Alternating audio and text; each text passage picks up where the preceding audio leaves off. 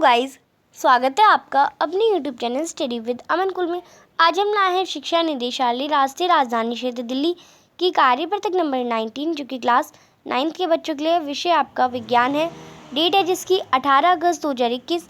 आप अपना नाम और अपनी कक्षा अध्यापक का नाम लिखेंगे। आज हम अपने जीवन की मौलिक इकाई यानी कोशिकाओं के बारे में ही आगे जो आपका चैप्टर है उसे कंटिन्यू करेंगे। जिज्ञासा दीदी जो ज्ञान है वो पूछते हैं, हमने जाना कि कोशिका जीवन की मूलभूत क्रियात्मक इकाई होती है। हाँ होती है, लेकिन ये जीवन क्रियाएं क्या है और एक कोशिकाएं इसे कैसे कर पाती हैं? तो जीवन क्रियाएं क्या होती है और जो कोशिकाएं होती है वो कैसे करती हैं उन्हें? तो जो जिज्ञासा दीदी वो कहती है, ज्ञान जैसा कि तुम जानते हो किसी भी जीव के विशिष्ट लक्षण होते हैं, जैसे वो वृद्धि करता है, उत्सर्जन करता है, भोजन करता है, श्वास करता है यानी श्वसन लेना इत्यादि करता है। ये सभी आवश्यक क्रियाकलाप जीवन क्रियाएं कहलाती है। ये जितनी भी ज़रूरी क्रियाकलाप है यही जीवन क्रियाएं कहलाती है। तो प्रत्येक कोशिका में पदार्थों के आदान प्रदान से संपन्न होती है। प्रत्येक कोशिका के कुछ विशिष्ट घटक होते हैं जिन्हें हम कोशिकांग कहते हैं और हर कोशिकांग एक विशिष्ट कार्य करता है। प्रत्येक कोशिका में प्लाज्मा, झिल्ली, केंद्रक, कोशिका द्रव्य होते हैं जो इन विशिष्ट कार्यों में मदद करते हैं। दीदी ये प्लाज्मा कोशिका झिल्ली क्या होती है अब और इसका कोशिका में क्या कार्य होता है? तो वो कहती है, ज्ञान ये कोशिका की सबसे बाहरी परत है जो केवल जरूरी पदार्थों को कोशिका के अंदर या बाहर आने जाने देती है, इसलिए इसे वर्णात्मक परामज्ञ झिल्ली कहते हैं। ज़रूरी पदार्थ जैसे ऑक्सीजन, कार्बन डाइऑक्साइड, पोषक तत्व, जल इत्यादि विसरण और प्रसारण यानी आते और जाते प्रक्रिया से कोशिका के अंदर या बाहर आते जाते हैं। विसरण और प्रसारण दो प्रक्रिया होती है, इनसे ये अंदर और बाहर जाते हैं। पदार्थों की गति ज़्यादा सांद्रता से कम सांद्रता की ओर, यानी जब कॉन्सेंट्रेशन यानी सांद्रता, अगर एक पदार्थ यहाँ पे एक सेल है, अब यहाँ पे अगर ज़्यादा सांद्रता हो, यहाँ कम सांद्रता हो, तो ज़्यादा सांद्रता से कम सांद्रता की ओर जाने को विसरण कहते हैं। तो यहाँ पे आपको और आगे एक्सप्लेन करा गया है। कोशिका झिल्ली से जल का विसरण प्रसारण कहलाता है। और जो कोशिका झिल्ली से हम अगर जल का विसरण करें, यानी कोशिका झिल्ली में अगर ज़्यादा सांद्रता है और हम जल में कम सांद्रता वाले में हम विसरण करें तो वो प्रसारण कहलाता है।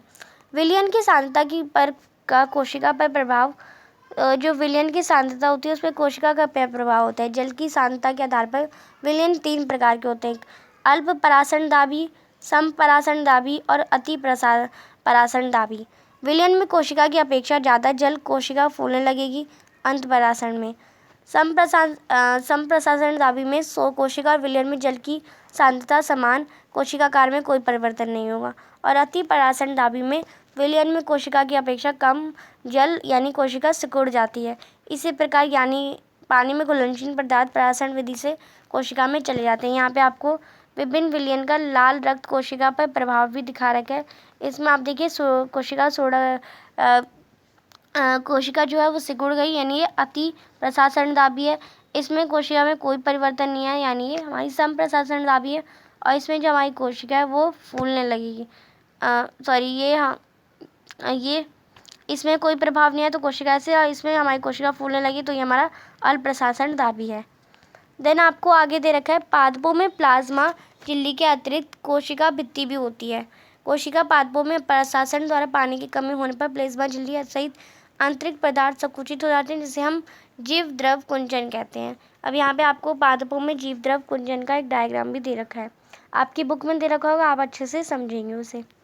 निम्न प्रश्नों के उत्तर दीजिए। कोशिका झिल्ली का क्या महत्व है? तो आप इसका आंसर करेंगे, प्लाज्मा झिल्ली या कोशिका झिल्ली ये कोशिका की बाहरी परत या ज़रूरी वाले पदार्थों को कोशिका के अंदर या बाहर आने जाने देती है, अतः ये चयनात्मक या वर्णात्मक परामज्ञ झिल्ली भी कहते हैं इसे।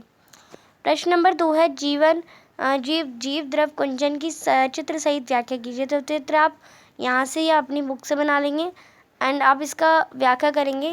पादप कोशिका में परासरण द्वारा पानी की कमी होने पर प्लाज्मा झिल्ली सहित आंतरिक पदार्थ संकुचित हो जाते हैं, जिसे हम जीव द्रव कुंचन कहते हैं।